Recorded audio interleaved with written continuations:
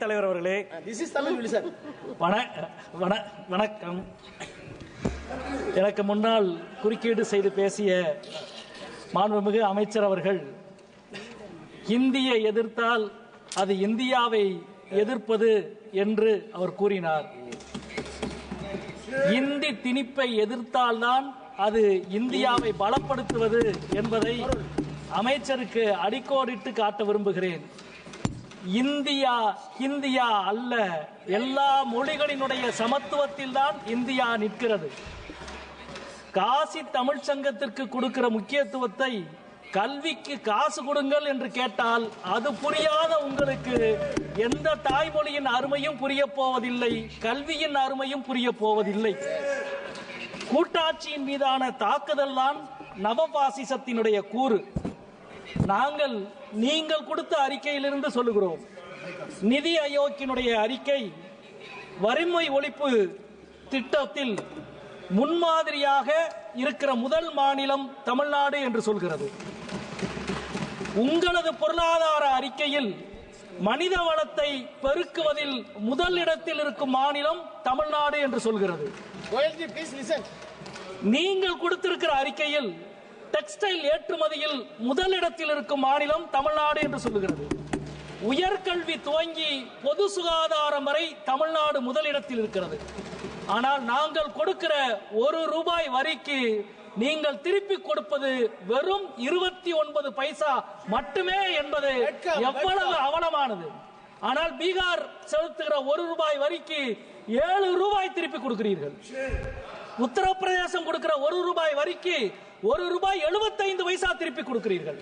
இப்படி திருப்பி கொடுக்கிற எங்கள் உரிமையை கேட்டால் நீங்கள் எங்கள் மீது அபாண்டமாக பழி சுமத்துகிறீர்கள். நிதியில், கல்வியில், ஆட்சி நிர்வாகத்தில் என எல்லா முனைகளிலும் கூட்டாட்சியை தாக்குகிறீர்கள். மாநிலங்களை பட்டினி போட்டு பணிய வைக்கிறீர்கள். பட்டினி போட்டு பணிய வைக்கிற உங்களது அதிகாரத்திற்கு எதிராக நிமிர்ந்து நிற்பவர்களை நாகரீகம் அற்றவர்கள் என்று நீங்கள் சொல்கிறீர்கள். நீங்கள் பயன்படுத்திய வார்த்தையை நீங்களே திரும்பி பெறுகிறீர்கள் என்றால் எவ்வளவு நாகரீகமற்ற ஒரு வார்த்தையை நீங்கள் பயன்படுத்தினீர்கள் என்பதை இப்பொழுதாவது நீங்கள் உணர்கிறீர்களா என்று நாங்கள் கேட்கிறோம். அதே போல நீங்கள் திரும்பி பெற்ற வார்த்தைக்கு பின்பும் தமிழ்நாட்டிலே இருக்கிற ஒரு ஒன்றிய அமைச்சர் உங்களது பேச்சை ஆதரிக்கிறார் என்றால் இதுதான் நாகரீகமா என்று நாங்கள் கேட்க நினைக்கிறோம். கல்வி அமைச்சகத்தின் கீழே வருகிற ஐஐடியினுடைய இயக்குனர் மாட்டு மூத்திரம் குடிக்க சொல்கிறார். அது நாகரீகமா என்று கேட்க உங்களால் முடியவில்லை. கல்விக்கு காசு கொடுங்கள் என்று கேட்டால் எங்களை பார்த்து நாகரீகமாக என்று நீங்கள் எங்களை கேட்கிறீர்கள். அதே போல இந்தியர்களை கைவிலங்கிட்டு அனுப்பி வைத்தது அமெரிக்கா.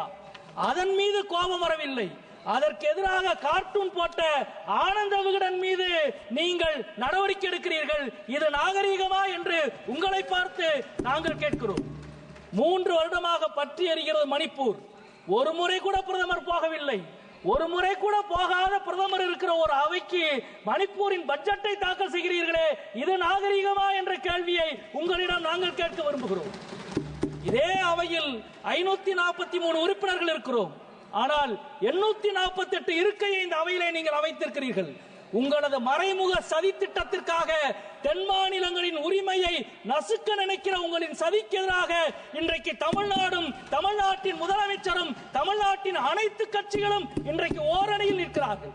தென் மாநிலங்களுக்கு நீங்கள் இழைக்கிற வஞ்சகத்துக்கு எதிராக இந்தியாவின் கூட்டாட்சியை காப்பதற்கு நாங்கள் உறுதி பூண்டிருக்கிறோம்.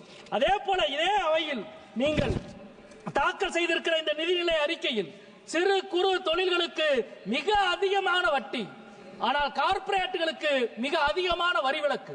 உங்களது வரி கொள்கையை ஒரு வரியில் விளக்குவதற்கு இது ஒன்றே போதும் என்று நினைக்கின்றேன். அதே போல நரேகா, கடந்த 3 மாதமாக நரேகாவுக்கு கொடுக்க வேண்டிய தொகையை ஒன்றிய அரசு விடுவிக்க மறுக்கிறது. எங்களது மதுரை மாவட்டத்தில் மட்டும் 121 கோடி உழைத்த மக்களுக்கான கூலியை நிறுத்தி வைத்திருக்கிறார் பிரதமரும் நிதி அமைச்சரும் என்ற குற்றச்சாட்டை இந்த அவையிலே நாங்கள் முன்வைக்க விரும்புகின்றோம். அதே போல இன்றைக்கு மும்மொழி கொள்கையை கடைபிடித்தால்தான் தமிழ்நாட்டுக்கு கொடுக்க வேண்டிய, கல்வித்துறைக்கு கொடுக்க வேண்டிய 2500 கோடியை விடுவிப்போம் என்று கல்வி அமைச்சர் சொல்லுகிறார். பட்டினி போட்டு பணிய வைக்க முடியும் என்று அதிகார வர்க்கம் நினைத்தால் பட்டினி போட்டாலும் பணியாத தன்மானமும் பகுத்தறிவும் கொண்ட தமிழ் சமூகம் உங்களுக்கு பாடம் புகட்டும். கொடுப்பதால் மட்டுமே நீங்கள் உயர்ந்தவர்கள், பெறுவதால் மட்டுமே நாங்கள் தாழ்ந்தவர்கள் அல்ல. அரசியல் சாசனத்தை விட உயர்ந்தவர்கள் யாரும் இல்லை என்பதை தமிழ்நாடு மீண்டும் மீண்டும் புரிய வைக்கும் என்று சொல்லி முடிக்கிறேன். நன்றி, வணக்கம்.